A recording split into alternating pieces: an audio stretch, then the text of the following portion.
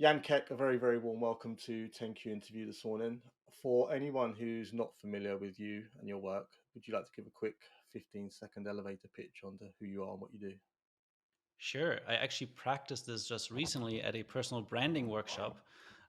So, the one thing that I've realized is that I'm a recovering shy guy. I used to be the person that Ugh, sits in the back of the class that nobody notices, that has no courage to raise his hand to participate, although I had some great ideas. okay. And it took me a long time to understand that now that I facilitate experiences, I run trainings and workshops and meetings, and I help other people how to do the same.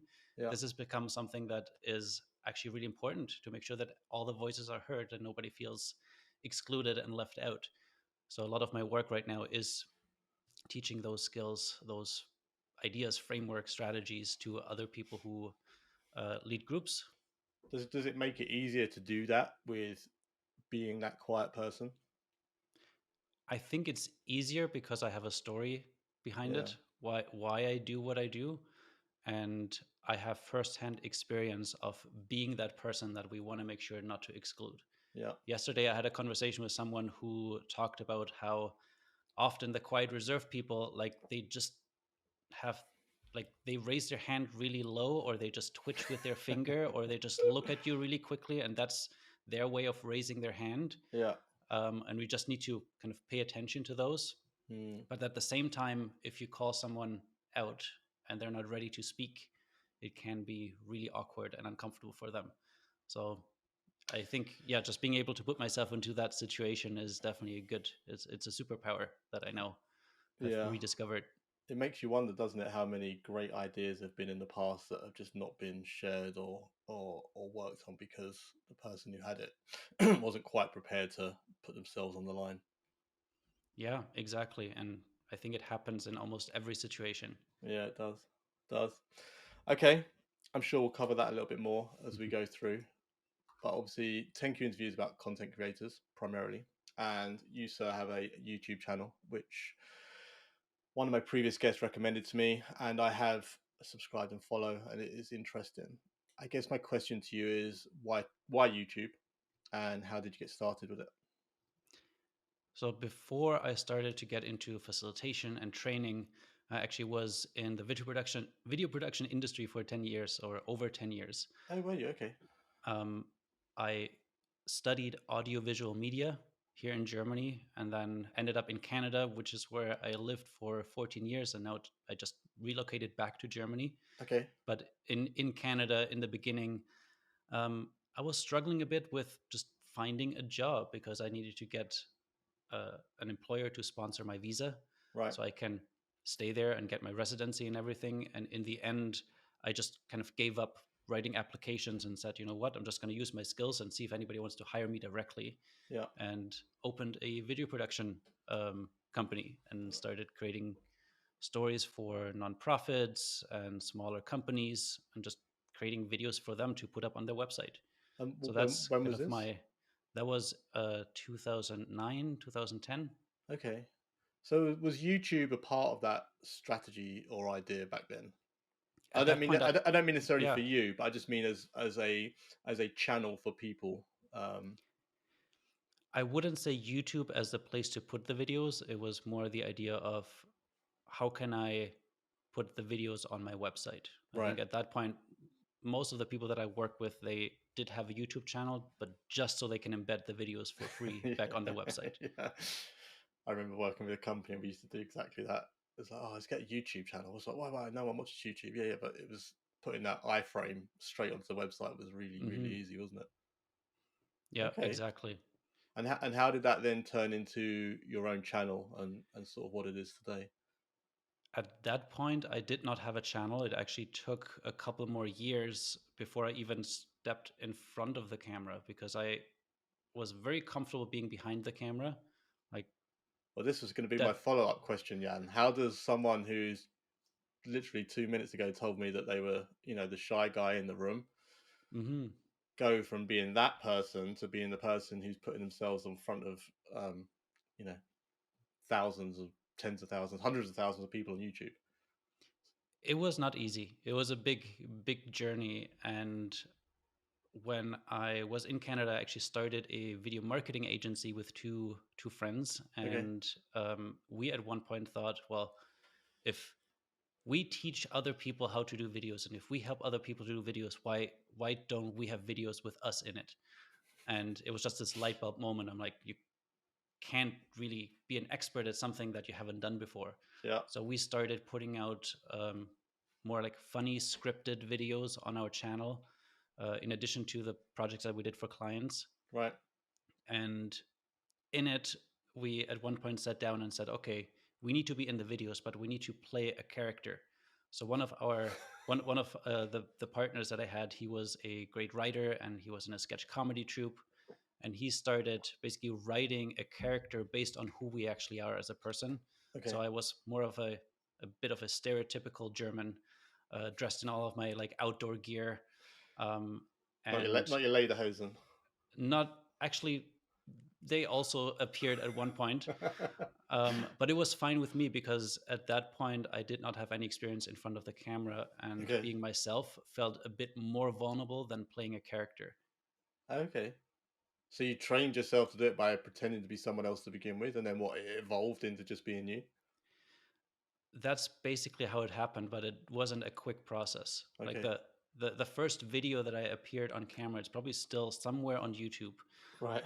was a tutorial that we created on how to do interactive videos on YouTube. So how to Okay. use different annotations to click and navigate in the video.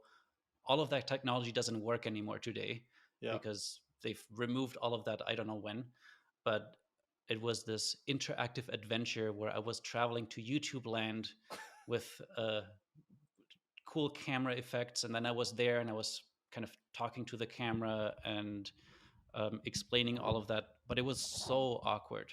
Right. Yes, the script was written for me, it was not my real words, and it just felt weird to say it.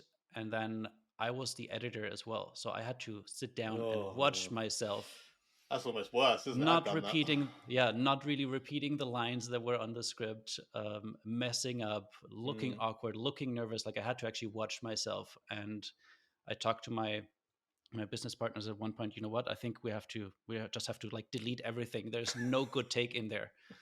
Just scrap it and nobody will ever see it. And of course their perspective was a little bit different. Yeah. And at one point I just had to pretend like I'm editing a video for a client. Like that person on the screen was not me, it was just some other guy who has a little bit of a German accent and didn't remember his lines, and I just need to find the best take and put the best takes together and add some upbeat music and do some little camera effects to Yeah. just cover up all the times that didn't work and So make it work. so let me ask you something then, Jan. So we spoke a minute ago about how how many ideas in the world have not come to fruition because that person's scared to put their hands up. I guess the same could be said for people who want to create content, right? And in this context, YouTube. I very much want this podcast to be about people who can take stuff away and actionable advice, I guess, for lack of a cheesy term.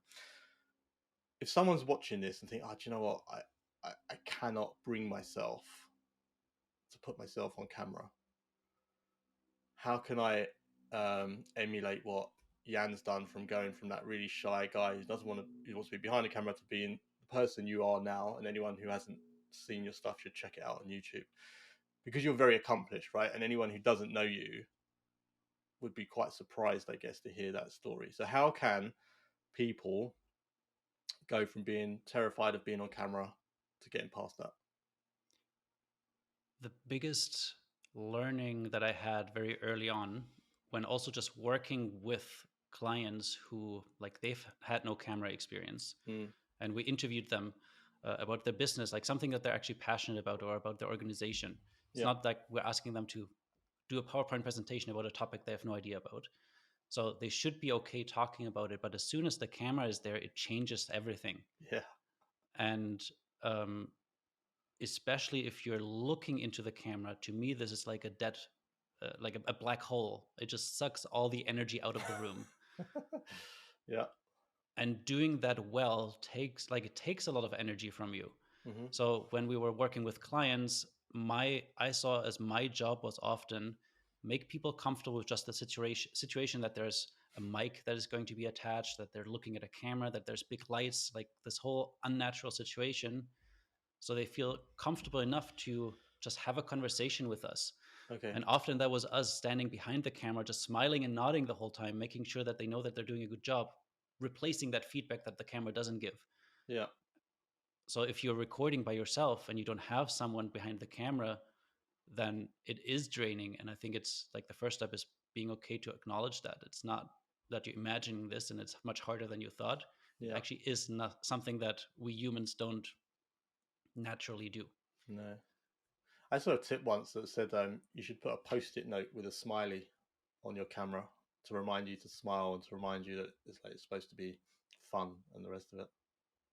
Yeah, I'm not sure if it helps you uh, remind you that it's fun, but it definitely helps keep your focus because you're looking at something, right? Yeah, yeah, yeah.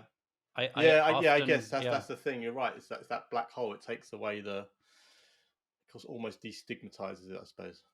like by now, I think we've all talked to a camera while we're Yeah. having a video call with a friend or family member, right? On your Hmm. computer, on your phone. And if you could tap into that energy, I think you'll have a much easier time. So I often tell people just imagine you're leaving a video voice note for Yeah. someone, for a friend who is not there yet and they're going to listen to it later. And just reframing it that way. So you're imagining the person who is receiving the message, what you're sharing, Yeah. really helps with the energy that you're bringing to the camera. Okay. Okay. Good tips. I'm going to move on to the next question. Um, Talk to me about how you come up with your video ideas, the brainstorming process. So my brainstorming process, I probably can't even call a process because I Okay. don't think there is a process. Right. Uh, it's very often that ideas just happen to show up, and I feel like I don't have a shortage of ideas. I probably have the other end of the problem with too many ideas, and I'm not sure where I should invest my time and energy next. Okay. And Let me yeah, interrupt you then, because that's a good answer, and that's not the first time I've heard this answer on this podcast. And it's actually, I almost suffer from that same problem on a business perspective.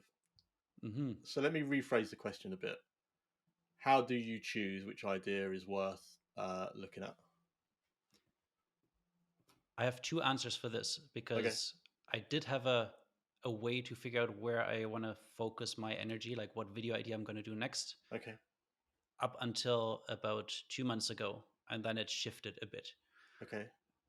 Before it was literally I put it in my calendar once a week. I'll sit down and I record a video, and often that meant on that day I look at what are some of the ideas that I've collected, and I do have like a list where I just when I have an idea it goes in there so I don't lose it. Yep. I just look at that list and think, okay, what's the one that excites me right now that I'm like want to share something about, or what is something that is really relevant.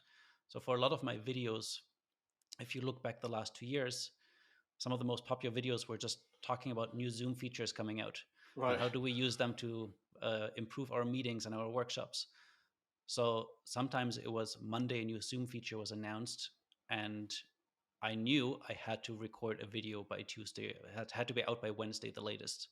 So I would check Is when that they because you were trying to piggyback on that news story? exactly. Right. And Okay. sometimes that worked really well, where I would get like one video got 20,000 views in like 2 days, and I later made it like removed it because it was a live stream where I wanted to show some of the new features, and I did not spend the time to actually look how they work yet. I just thought, let me just do a live stream and we'll figure it out together. Yeah. And it just ended up being a lot of, for me, wasted time of the viewer because I didn't know how to make it work. Okay. So I kind of took that off and recorded a new video that then didn't get as many views, um, where I actually explained the same thing that took 20 minutes in like less than five. Yeah. So yeah, sometimes it's what's relevant right now, and other times it's like what's exciting for me at that point. Okay. And you said there was a switch and then you changed your process. Yes, because about 2 months ago, I've committed to writing a weekly email Okay. um, as in preparation to be writing a book. So I've said I'll be writing a book about not icebreakers, but ice melters. Ice So melters. how can we facilitate engagement, connections, and trust within groups, but in a way that doesn't make people cringe? Do you know, And I'm sorry to interrupt you. I saw a post you put on LinkedIn. I don't know if it was yesterday, day before, and you said about how bad icebreakers are and how cringe they are. And I was like, oh, what's he talking about? And then I carried on reading the post, and you highlighted every icebreaker I think that I've probably been involved in at any company I've worked at in the last 10 years. And I initially thought you were wrong. I was like, oh no, I don't agree with that. And then as the more I thought about it, I actually sat there and reflected. And I was like, oh my god, he's spot on with how bad some of them are in the real world. yeah, And it made me wonder why we as businesses think it's normal and carry on doing it. it's going back to what I shared at the very beginning. I think it makes some people feel excluded or put Yeah, on the spot when they're not ready to be kind of the center of attention. And often they move too fast. Like the intention is great, and I think it's really important to focus on kind of connecting and warming up a group yeah, before you do the important work. But it's like the same list of like 5 6 icebreakers that yeah, everybody yeah, does, yeah. and I feel like they're just overdone by now. So we need some fresh ideas. Okay, So yeah, kind of with that weekly email, I now have a theme for every week in terms of my content. So this week I'm writing about this topic. right. I know all of my posts, my content will be focused around the same thing. Now, Okay, the difficulty I've had is in the last month, I focused more energy into creating like LinkedIn carousels than videos. So I yeah, haven't gotten to the point yet where I'm like, okay, now this week's theme. I'm going to create a video as well. yeah. My week was a little bit packed, but that's kind of the goal that that I want to get to, is a little bit more strategic in I have content that Okay, relates to each other on different platforms rather than just like a random thing on YouTube and something else unrelated on LinkedIn and something else in my email. like an ecosystem. Exactly. Yeah, So I yeah. can link the YouTube video back in the email. I can repurpose some of the videos for like shorter clips on other social media. That's kind of the vision of where I want to get to. Okay. What for? I'll link it to in the show notes below. Obviously, where can people find your newsletter if they want to sign up and check it out? If you go to icemeltersbook.com, that will take you right to the sign up page. Icemeltersbook.com. Nice. Yeah, I registered the URL before I even told people that I'm writing a book. Right. To me, there was also, and this might be really relevant to our conversation, I often take an action that makes me accountable to follow through. So That I is told interesting. people, hey, I'm starting a newsletter. I'm going to write you every Monday. Yeah. And once I had like 50 or so people signed up and Monday came around, I needed to write an email. Yeah. Yeah. Yeah. Now I'm hosting a workshop in 2 weeks, and I don't know yet exactly what the workshop is going to include or what I'll do, but I wrote a description of what I'm expecting it'll be about. Okay. And now, I don't know, 20, 30 people are signed up, and now I need to do it. So very often I kind of announce that I'm doing something and then use that accountability to follow through. It's funny you say that. I'm in the process of starting something next week, and along with that, I'd like to tie it into a YouTube channel. And it's kind of a bit of a catch-22, as in I want to create YouTube content, so that would give me the angle to do so. But it also, the accountability thing was part and parcel of it. Actually, by the time this comes out, I may or may not start it. But I wanted to. I don't know if you've ever heard of it. 75 hard. It's like I guess exercise, mental reset. But I think I'm going to do that. So Nice. yeah. Okay. Let's talk about systems and processes. So you kind of alluded to it a minute ago about, obviously you wanted to create videos, carousels on LinkedIn, everything else on LinkedIn, the newsletter. Now, as a solo creator myself, I know how tough that is, like finding time to do everything. How do you get that all done in a way that doesn't burn you out? You should have heard the plan that I talked to my coach about when I said I'm launching a newsletter that goes out every Monday, and I'll do a LinkedIn post on Tuesday, and I'll do a video on Wednesday, and I'll do another post on Thursday, and by Friday I'll do a carousel, or like I had, What did and your then coach and then say? and then the video is going to be repurposed, and in the end, I basically, as I was explaining it, got really anxious about all of the work that I just gave myself, Yeah, and said, okay, what's the non-negotiable? What's the minimum thing that I can commit to, and everything else is a nice to have. And for me, that at that point was writing the email every Monday, yeah, and I block like 2 hours in my calendar every Monday morning to write that, and okay. it needs to go out on Monday. So if I take longer than those 2 hours and I don't have more time, I need to basically send what I have. And Why, out of curiosity, why would you not write it on Thursday before? I could, and but then I would probably take Thursday, Friday, Saturday, Sunday, Monday to write it, Okay. Yeah, yeah, yeah, and spend way too much time on it. yeah. Yeah, So I kind of again like the that's a the good answer. restriction of like I have 2 hours and then I need to send it out. And there was only one time so far where I started writing an email for like an hour and 15 minutes, Hmm. and then realized I'm not going to finish. This is I'm still in the research phase. I haven't even started putting together the content yet, Yeah. and I spent the last 45 minutes repurposing an email that I had sent out previously, and just added a few more things so I have something to send out that day. Yeah. It wasn't like a new piece of content, but it was relevant to the email list.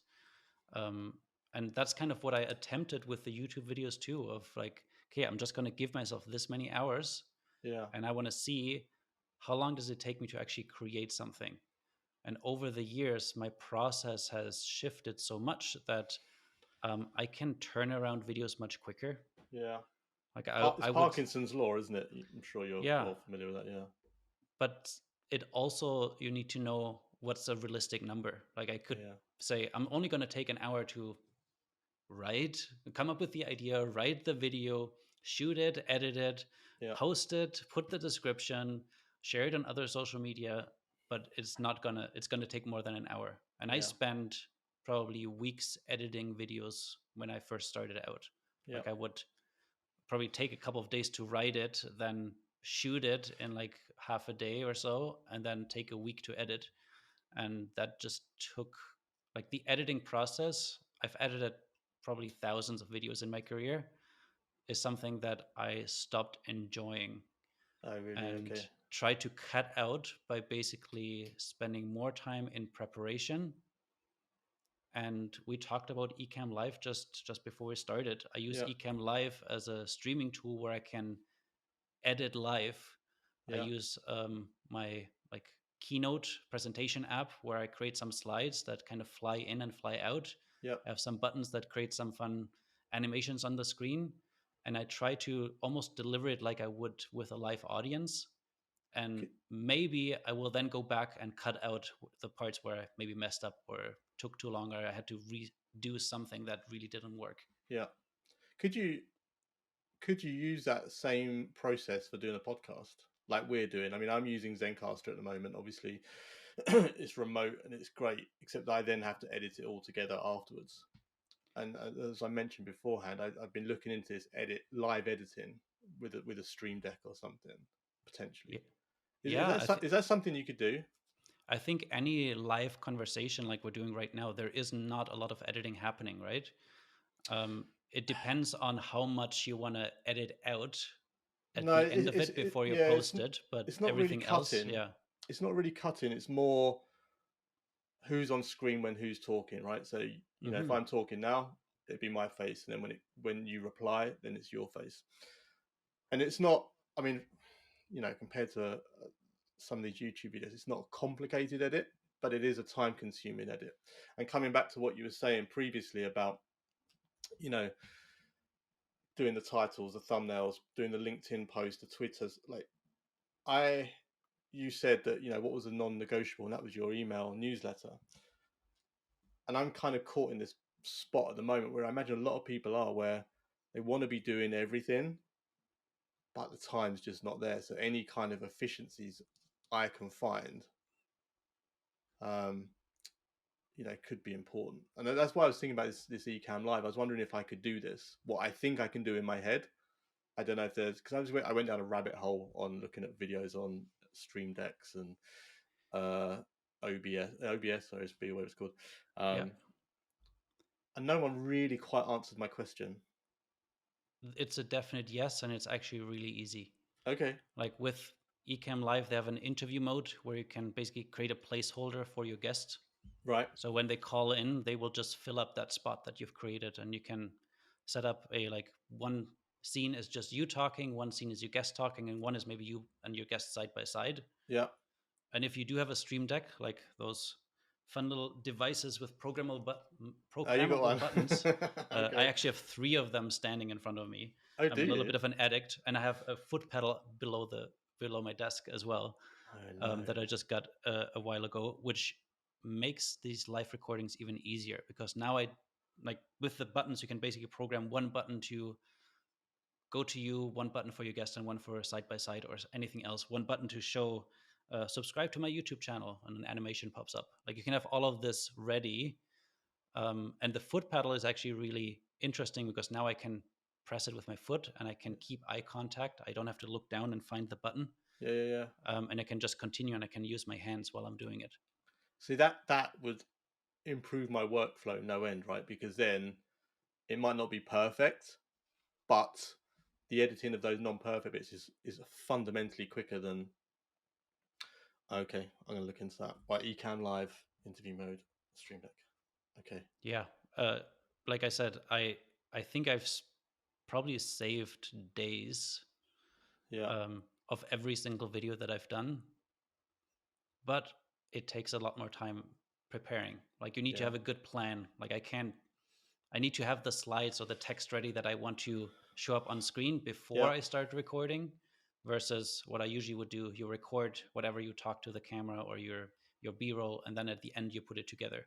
Yeah. If I do it this way, I need to have everything ready before and ideally programmed on a button so I can press it live. Yeah. So Yeah. Yeah. it took, but it took less time for me to think about that ahead of time, and Yeah. probably also made the content more engaging because I knew at this point there'll be something on the screen so I can talk about it. I can Yeah. see it live as it's happening. Yeah. Yeah. I know it's a really it's really interesting for me, and it's some yeah. As soon as we're finished, I'm going down another Ecamm rabbit hole. Let's talk about your goals with YouTube. What you sort of said why you wanted because obviously why you started, but what do you want to achieve with it? I think it's a really good question, and one that I realized I have had answers for, and there were times where I didn't have an answer for. Okay. And you even mentioned like there's some videos on my channel that are really popular that seem like they have nothing to do with the rest of the content. I, And anyone listening or watching, we spoke about this before we came on air. I was chatting to Jan about how one of your most successful videos is a 2 minute video where you take your cat camping, and I don't think that there's like 2 seconds of dialogue throughout the whole thing, and it just made me laugh that it's almost the ridiculousness of the way these algorithms work and stuff. Like you've got this professional channel, you're talking about facilitation, you're talking about Zoom and tech and all this sort of stuff, and your second most successful video is about a cat. It's just like it's like an internet meme almost, right? It's what the internet is. I just love cat videos. yeah, and there were times where I thought this is not really like there's videos on my channel if you go back to like the old ones that are not relevant to what I'm doing now. Mm, But in the end, the channel is my name yeah, and it's my personal brand. And I, as a person, grow and evolve. And so did my channel. And I didn't want to just delete it because it's not relevant. And yes, that probably will hurt a little bit of the engagement that I get. And like if people subscribe because they saw a cat camping video expecting there to be more cat camping videos, then they're going to be very disappointed, have you ever right? just on that? This is my entrepreneur brain kicking in. Have you ever thought about just creating a dedicated camping cat or cat related YouTube video? Channel, sorry, I not video. I was thinking of like, and I have some channels that are very specific to like one thing. Right. But I realized with every channel, it becomes a whole big project that then you want to create content for, and you need to nurture and Yeah. have a goal and a purpose. And as you said, I'm I'm mostly working by myself. My time is very limited. I have a little son that I also want to spend time with, and Ah, okay. family. I cannot. I need to focus on like less. Less is more. Like the last, Yeah. I want to say 3 years, it's all about simplifying, clarifying, uh, yeah, just how can I do less but put more energy, more impact into those projects. Yeah, I hear you. I got two young kids. It changes the dynamic of how you approach things dramatically. And weirdly, I think for the better. I think that there are times I look back on my pre-kid life, and there's a little bit of, I guess, regret might be a bit too strong a word about how I didn't take advantage of the time that I had. But then conversely, now I've got kids, I look at life and I'm like, right, okay, it's almost a reminder that work's not everything. Yeah, and that kind of influences also the like the reason why I am on YouTube. Right. If you ask me, during the pandemic, where basically all my content was Zoom related, and Okay. now I've built an audience of people that expect me to do a video anytime a new Zoom feature comes out. And I stopped doing that because it also was stressing me out a little bit of having to like Be the Zoom guy. always talk about this, where I myself had this a bit of an identity crisis because most of my work has been around virtual facilitation, Yeah. but I love in person so much, and all I did before was actually helping people connect and have deep conversations in person without Mm. technology around. Like I actually have this. I actually need to show you this um, cell phone sleeping bag that I usually have people create at my workshops. That we it's like a padded envelope Right. that you put your phone in, so it's out of the way and not a distraction. Yeah. I used to be like all tech free, so only during the pandemic, suddenly all of that 10 years, 10 plus years of video production background came back, and it's like, hey, you still have the camera lying around, you have microphones, you have lights. Why don't you turn it on and like help people connect when you can't turn your technology off, when you actually need Yeah. to use it in an intentional way. And that's why now my content has shifted a little bit more to also talking about in person. And it's going to shift again. Like I know that a couple of years down the road, it'll probably be again a little bit different. Yeah. What I'm hoping is that the people who subscribe to my channel, they're more interested in also this evolution rather than Yeah. just one specific thing. And I could create a new channel every time I change something, Yeah. but again, you're starting from scratch. So um, So yeah, you kind of segue nicely onto the next question. Then you mentioned people a bit. You mentioned about in real life. So the next question is about audience engagement, and I guess being the facilitator you are, like audience engagement is your kind of your day job almost. How do you cross that over into your content world, whether it's your videos or whether it's your emails or whatever? How does that work for you? for me, I don't really look at like I rarely look at how many views did something get. Like every once in a while, Okay. I go in and kind of just see. Oh, I actually just went today before we got on this call and saw like that a video I did a month ago got over 1,000 views, and to me that's like a almost a better performing video. If it Right. gets over 1,000, I did something right. There's a lot of videos that have like less than 100 views on my channel as well, Yeah. where I thought, oh, they're going to do really well, but they didn't. And um, Can I just ask? Can I yeah, just ask about that? I think it's an important topic actually, and I do want to come back to the audience engagement thing, but I think it's important because a lot of people might not start a YouTube channel or give up. Actually, is probably more likely because they're only getting videos that are 50 views or 20 views or whatever, or and you said in your case, thousands it's successful, but a lot of people who are new in the game or aren't YouTubers would say 1,000. Oh, is that it? Like, Mr. Beast gets 100 odd million. Like, how can we normalize the fact that 1,000 is really, really good? just imagine showing, I don't know, uh, Do you know what I mean? Though, is showing that a this valid pen point? to 1,000 people. If 1,000 people saw this pen Yeah, or heard me speak somewhere, that would be a really big audience. yeah, And I always like to think of, sure, I would like to have 1 million people see my stuff, but mm, are those million people also the people I want to see my stuff? Like, yeah, are those the right people?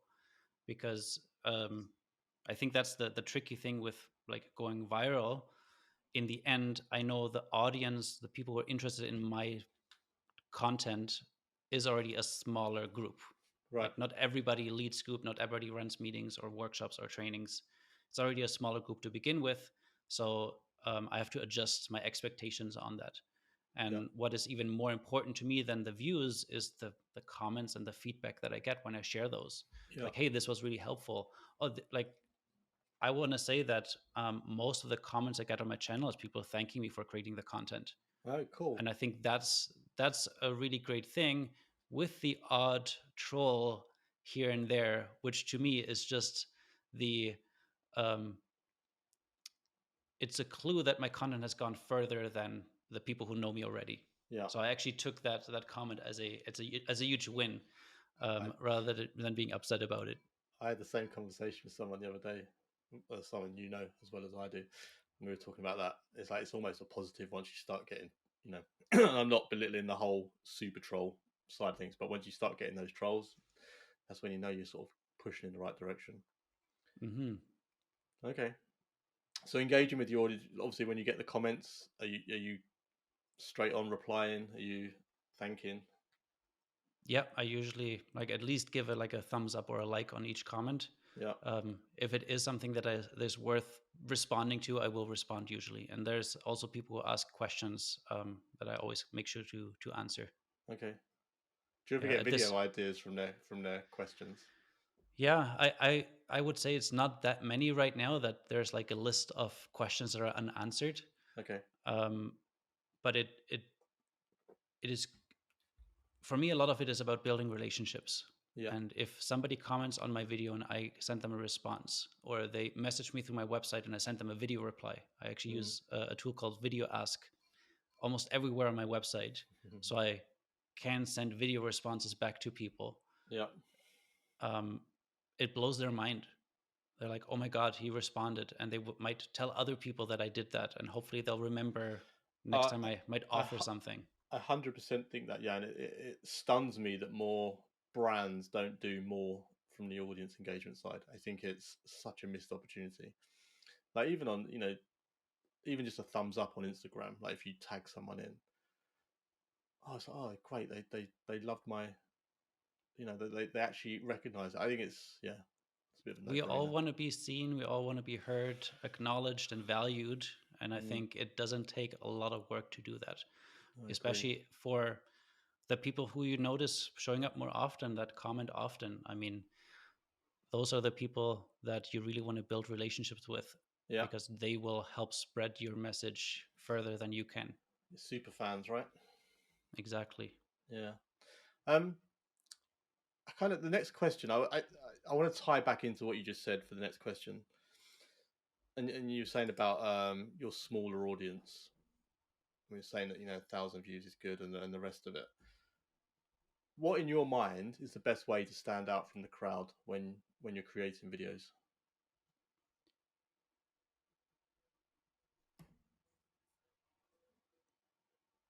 Are you writing down an idea then? I was writing down another thought, but also this question. I'm trying to figure out if I put myself into the shoes of like I was starting something new.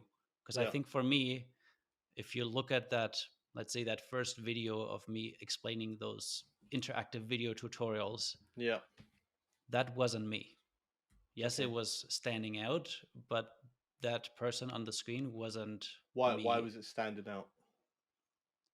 because like we visually did a lot of effects. It was funny. Oh, I see. So Like okay, it was not just a person talking to the screen. Like I was actually traveling through different rooms and meeting different characters. Like there was a big right. story around it, but it also was a scripted story. Okay, And I think depending on what content you create, of course there's lots of different ones. If you are in the videos, you need to make sure that you show more of yourself. Okay. Like you're not pretending to be someone you're not, because the biggest compliment I always get is when people meet me in person for the first time, or we get on a Zoom call. They're like, "Oh my god, you're exactly the same person as you are in your videos.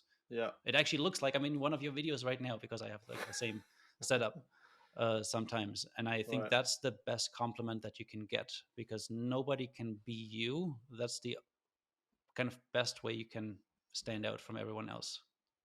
Yeah. Someone else said something similar to me, and I hadn't really thought about it, but it's true, isn't it? It's in this world of everyone putting out content, you are the USP for your own channel.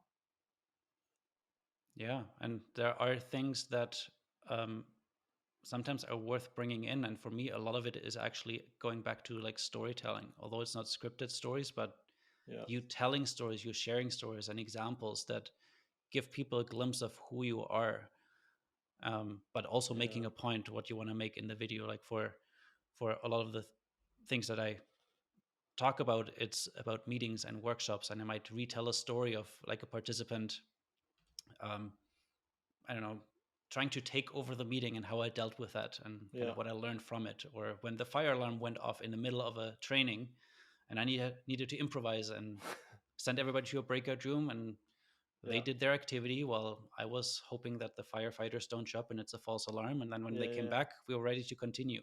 Like that story, which by the way happened in the middle of a breathing exercise called fire breath. So it was just like a story that you can't write. It was just so funny in the moment that Yeah. while we were doing fire breath all together with like And 20, and 30 people, no the one else fire has that alarm, story, right? yeah, like Yeah. exactly. So it's bringing out in those things that make you, uh, yeah, that make you you. Okay. What's something you struggle with or find tough when it comes to putting out videos?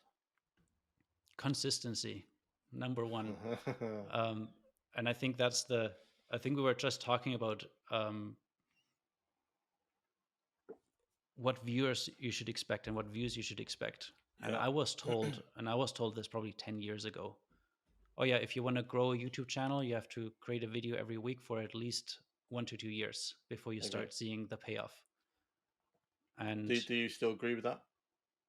I still think that it takes consistency, but because my priorities have shifted and YouTube is not the only thing that I do, Yeah. I also need to make sure that you don't burn out, because I see that a lot happen with other creators, that Yeah. they start off really strong and they have a lot of ideas and they start creating videos every week, and then there's not a lot of time left because they're working until late at night. And after a couple months they're like, oh my god, I missed I missed one upload in my Yeah. schedule, and they beat themselves up for it. And it's a lot of pressure that you basically put on yourself. Yeah. And there's other creators, I don't know if you follow Mark Rober, like Do you know, I ex do NASA actually. engineer, Yeah, I and he do. does these like I saw great. him on a podcast not long ago. Mhm. He was really, really interesting. And he, I think, still creates maybe like a video a month or Yeah, he even did. less, but they're like 15-20 minute, really highly produced, thought Yeah. out. Like there's stories, there's everything. He now has a bigger team, but that's what his strategy was from the beginning. He Yeah. never really did like a weekly video. He always did like a high quality one that took longer for him to put together, Yeah. and his channel still grew. So I think it's not true that if you don't upload every week, it's not going to happen. But having some kind of um, continuity to it, I think, is really good. And I have never had that on my channel. No. I think the theory. Yeah, I think you're right. I think theoretically, it'd be amazing if you could put out a weekly showstopper. Be like get that kind of TV effect where everyone's waiting for the episode to come out. But the truth of the matter is, unless you've got that team behind you and you've got the resources, I mean, look at. I guess the good example is like you look at all these TV programs that come out. Like Saturday Night Live came straight to my head for some reason. I don't know why. Never really seen it. But they've got a team of writers. They've got a team of writers, a team of tech people doing the audio visual. They've got a presenter. Like, it's weird how we as creators kind of compare ourselves to these media organizations who are putting out that amount of content, right? Yeah, and I think the it's an easy trap to fall in, Mm. especially when you're starting out, to compare yourself to the people who already have made it. Yeah. Like if you want to compare yourself to, I don't know, Mr. Beast or any other big channel, Mark Rober, Yeah. go look at their oldest videos, like their very first video they uploaded, and compare yourself to that, and you'll Yes. see they were, if they haven't deleted them, Mm. they were like awkward, and the videos weren't that engaging, and they didn't look that great. Like they started all somewhere. Nobody was born with like perfect presentation skills and storytelling and a That's crisp the camera and everything. that's the advice our mutual friend gives me pretty regularly. He loves saying that. He goes, "You go check my old videos, Mister Who's the Boss." And it's funny, a lot of them actually delete them once they get to a certain stage, but it's a good way to think about things. Have you ever thought about stopping packing it in? Um, no, because I don't have a schedule. Okay. So even if I stopped uploading a video for a year, I would Yeah. not I would not delete the channel. I would then just upload a video when it's ready. Right. Okay. And I think in the beginning I had like it was like that. It was like a video maybe twice a year, and Yeah. that's where like cat videos and other fun videos. I think there's one that I did of like a zombie walk in Toronto where I was dressed as a zombie Right. and my friends, and like fun videos like that, fun little projects. Um, and then the more I also had a business where I knew I'm not just creating videos for the fun of it. Well, This that's is good. also a business that I'm creating. Like I am making a living from putting out content rather than just creating content for the sake of it. That was gonna be my question. Do you enjoy making videos? I do. Yeah. Yes. Um, Especially because, again, if you work for yourself, you can choose what you make content about. Yeah. That gets really exciting. One of the reasons why I am not super excited about doing like updates on each new Zoom feature, Mm-hmm. because I'm not that excited about it anymore. But every once in a Yeah. while, there is a feature that comes out that I'm like, oh my God, this is going to make my workshop so much better. I need to tell everyone.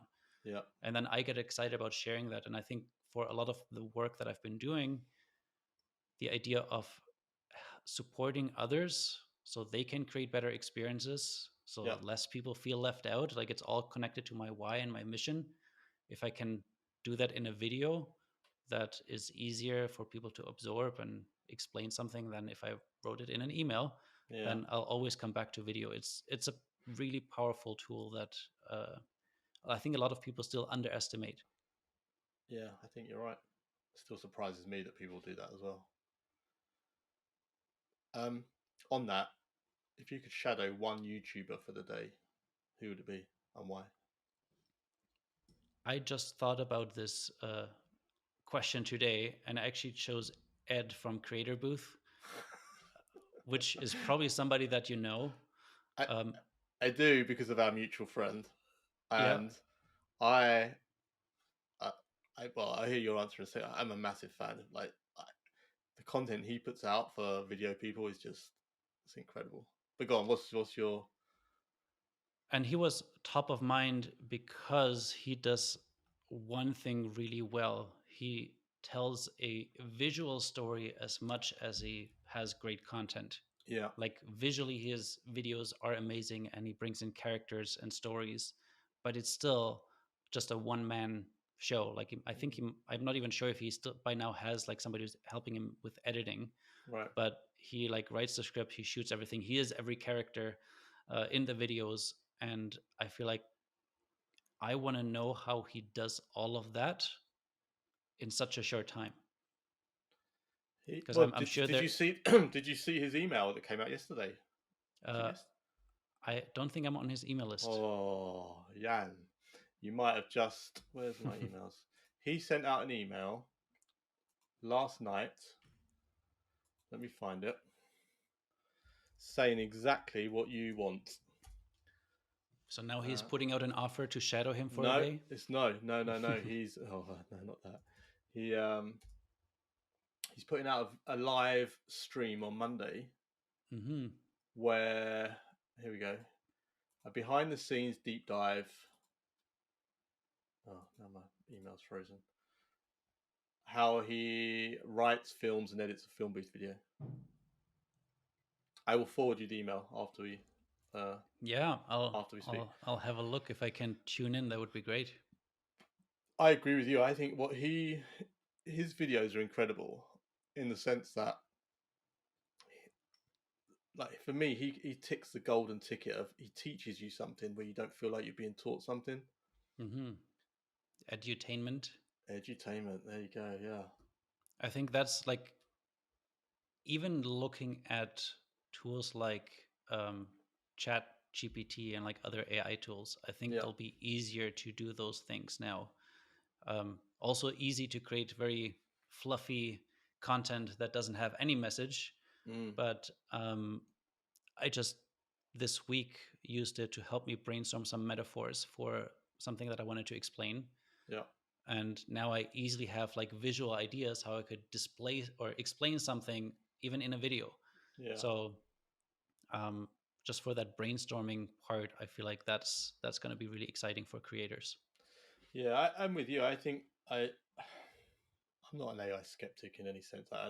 Some of the stuff I've seen it do is incredible, but I think really from a brainstorming, that's where I primarily use it. I don't use it a lot, but it's to kickstart something in my head sometimes. Um, but just going back to Ed, yeah, I think I'll send you that email and you can sign up to his newsletter. I think it'll probably do exactly what you want it to. I'm conscious of time, so I'm going to jump on to the next question. If someone came up to you and said they wanted to start their own YouTube channel, what would you tell them? Get clear on who your audience is. I now have Ed's voice in my head. Really clear on who your audience is and what challenges they might face that you can help them with. And like this is maybe thinking that that person is going to create some kind of educational content, Yeah, because of course there's lots of other content. So figure out who your audience is, what they're looking for. Ideally, and this is something that I've been doing for the last few years, and I would not ever launch anything without that anymore. Have conversations with them, like actually get on a call with them and have conversations, so you really get to know them so well, right. almost better than they know themselves. So when you put out content, it resonates immediately. Um, Can I because play otherwise, devil's yeah, advocate for a second? yeah, Why is it that the audience is more important than you and like what you want to create? I think you bring up another really good point, which is maybe the first step should be figuring out why you want to create videos in the first place. Right. Because um, if you're an artist and you just like to create videos for the sake of creating art, Yeah. then you don't need to talk to anyone. You just Yeah. create it and put it out there. But I think if you want to grow a YouTube channel that gathers subscribers and has some kind of impact Yeah. on like helping people, supporting people, then you should talk to them first. Because it's Okay. very easy to in your head go like, oh, this is what people need, so let me create it and put it out there and then get crickets. Because I've It's like a business, right? done that before, exactly. Yeah. And Yeah. like even with my business, I totally believe in building out loud. Like same thing that I did with my email list. I said like, hey, I am planning to send out an email. Subscribe here. I haven't Yeah. even sent out the first email yet. Yeah. But once I had enough subscribers, I'm like, okay, now I'm going to start doing this. I probably would do the same thing with YouTube and say like, hey, I'm planning to start a channel, and maybe that's the first video that is on there. I'm planning to start a channel on this topic. If Yeah. that's interesting, subscribe here. I don't know. If there's 100 subscribers, I'll create the next video, or I don't know. I don't know if I would actually put that 100 subscribers on there, but the idea of telling people what you're doing before you're doing it, because Mm. that already helps like for myself build some momentum and excitement, and then holds me accountable to actually follow through. Because it's very easy to say, oh yeah, I'm going to start, and then you're like, oh, today I'm not feeling so good, oh, today I don't have a good idea, oh, today Yeah. I don't know where to put my camera. Like the hardest part is actually starting, and um, yeah, just put Just out the do it. first video. Just do it, and then later you can always delete it. Yeah. Okay. Okay. Last question for you, Jan. If we spoke again in 12 months' time, and you said to me, Chris, you know what? It's been a really good year for me. What would have happened? To my YouTube channel. Yeah. Well, actually, I mean, I'll make it broader for like your content creation hmm initiatives in general. I mean, your book, right? You wanted to have a book come out. You said. hmm Even looking at my YouTube channel, because like, I guess that's the main thing that we talked about today. I'm right now just at 2,600 subscribers. Right.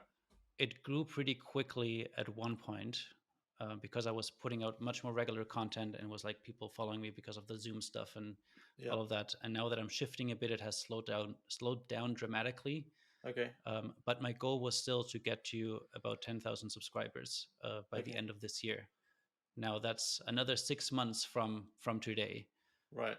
I'm hoping if I invest more time and energy in actually creating content that aligns more with the audience that I want to have, I can get closer to it. But right now, that would be a like I feel like it's not my priority in terms of the YouTube channel. Yeah. So if it happens, it would just be a nice byproduct. Okay. What I would love to happen is just build a larger community of people um, that look for me for advice when they're wanting to lead groups and they want to make sure that they're connected and building trust. Hmm. And if that is on YouTube, if that is on my email list, if that is on LinkedIn, which are kind of the three things that I'm focusing on right now the Yeah. most, then that would be, if there were 10,000 people combined in Right. those three, Okay. that would be amazing. 10,000 people in the Jan Keck ecosystem. hmm Okay. And doable. Like, I feel like that's a realistic goal to have. I think so. I don't see why not. You know, in this day and age, you know, there's lots of avenues to achieve that. Um, okay. Hopefully, 10Q can send a few more people to your community. Where should we? I put in the show notes for people to say hello. LinkedIn, is that the best place? If you want to message me directly, LinkedIn is a great place. Yeah. Or find the contact form on my website and send me a video message. Oh, that's a challenge. Okay, I'll link to that in the show notes.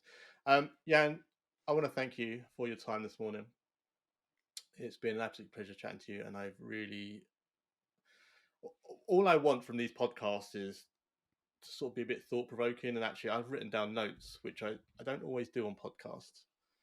I normally sort of like watch it back, but a few things you said have really kind of um, got me thinking. So I want to thank you for that because I know that if it's interesting for me, ultimately it'll be interesting for other people listening to it. So Jan Keck, I want to thank you for coming on, and I will share your links and details for everyone to come and say hi. But from me, a very, very big thank you. Thank you, Chris. It was a really interesting conversation for me too because I haven't talked about a lot of this YouTube stuff in a long time. Have you Since I not? moved away from like the video production part of my business Yeah, and become more of a content creator for a different business, yeah. yeah, I haven't shared a lot of these things before. So Okay. thank you. Well, an exclusive then. An exclusive for 10Q. Jan, thank you so much for your time.